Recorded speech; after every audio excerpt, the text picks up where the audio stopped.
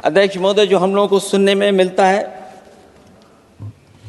ये सरकार जवाब दे कि आखिरकार जो पाकिस्तान है उसके पीछे कौन सा देश खड़ा है। आखिरकार हमें चीन से उतना ही खतरा है जितना हमारे देश में आतंकवाद से खतरा है। सरकार की जो नीतियां हैं, सरकार के जो फैसले हैं, वो कहीं न कहीं ऐसे हैं जो हमारा सीमाओं का अतिक्रमण कर रहा है, उसी की व्यापारिक गतिविधियों में मदद करने का काम करते हैं।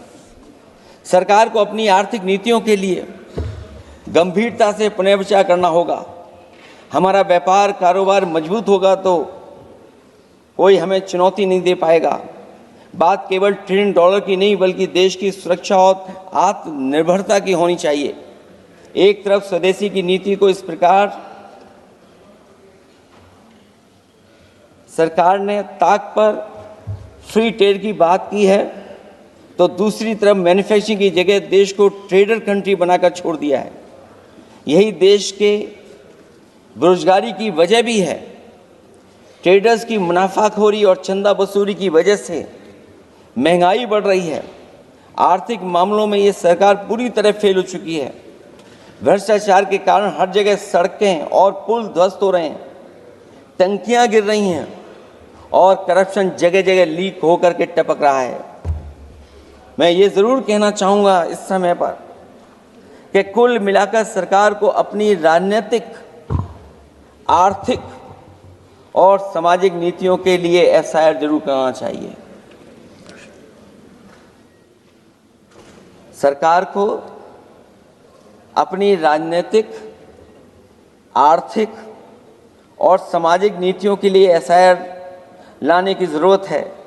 वो हर बार ये कहकर नहीं बच सकती कि चूक हुई है, क्योंकि हर बार सरकार ये कोशिश करती है कि इन घटनाओं से बच जाएं हम, केवल चूक कहकर करके। केवल हमारी सीमाएं जो पाकिस्तान से जुड़ी हैं, वहाँ तो आतंकवाद का हमेशा खतरा ही रहता है, लेकिन जो दूसरी सीमाएं हमारे देश की जुड़ी हुई हैं, उनसे भी हमारे देश को लगातार खतरा बढ़ता चला रहा है।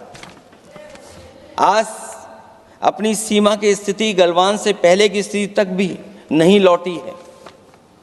जो पहले स्थिति थी वहाँ ये सरकार नहीं पहुँच पाई है।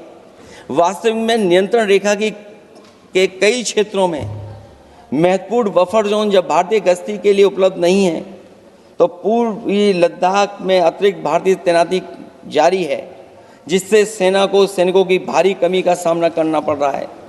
हमें उम्मीद है कि जब इतने महत्वपूर्ण समय पर बहस हो रही है, तो सरकार अपनी अग्निवीर वाली योजना को वापस लेने का काम करेगी, जिससे कम से कम सेना की कमी, हमें सेना को पूरी की पूरी सेना मिल सके। देश देख रहा है भारत आत्मनिर्भर बनता जा रहा है,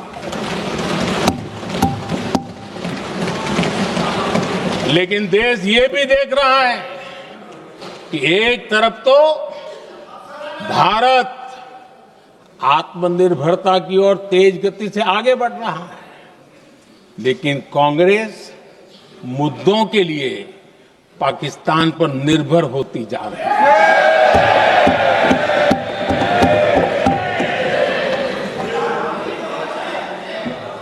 मैं आज पूरा दिन देख रहा था, जो 16 घंटे से जो चर्चा चल रही है, दुर्भाग्य से। प्लीज बैठिए, सब जवाब दे दिया आपका, आप सुनते नहीं, सबका जवाब दे दिया। प्लीज हाँ, दुर्भाग्य से सुनिए जवाब।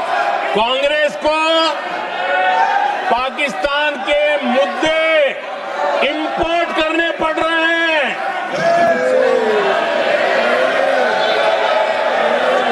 आदरणीय अध्यक्ष जी,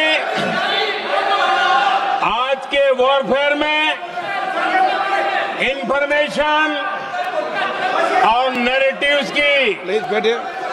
बहुत बड़ी भूमिका है। नैरेटिव घड़ करके, एआई का भी भरपूर उपयोग करके सेनाओं के मनोबल को कमजोर करने के खेल भी खेले जाते हैं।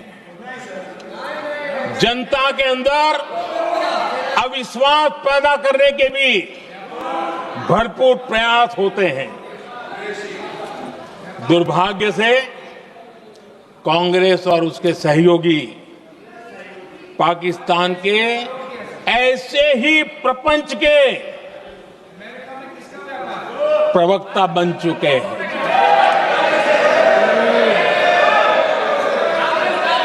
आदरणीय अध्यक्ष जी, देश की सेना ने, आदरणीय अध्यक्ष जी, ये तरीका है देश आपका? की सेना ने, बैठिए बैठिए। देश की सेना ने सर्जिकल स्ट्राइक की। बैठिए।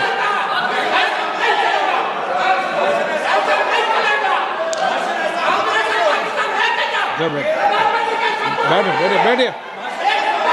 आदरणीय अध्यक्ष जी, देश की सेना ने सफलतापूर्वक सर्जिकल स्ट्राइक की तो तुरंत कांग्रेस वालों ने सेना से सबूत मांगे थे, लेकिन जब उन्होंने देश का मूड देखा, देश का मिजाज देखा, तो सुर उनके बदलने लगे और बदल करके क्या कहने लगे? कांग्रेस के लोगों ने कहा, ये सर्जिकल स्ट्राइक क्या बड़ी बात है, ये तो हमने भी की थी।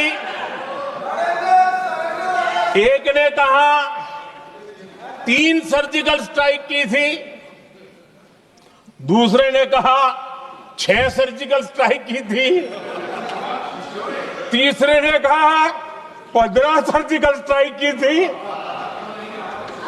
जितना बड़ा नेता उतना बड़ा आंकड़ा चल रहा था।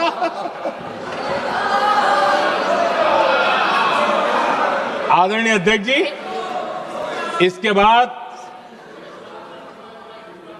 बालाकोट में सेना ने एयर स्ट्राइक की। अब एयर स्ट्राइक तो ऐसी थी कि वो कुछ कह नहीं सकते थे, इसलिए ये तो नहीं कहा कि भाई हमने भी की थी।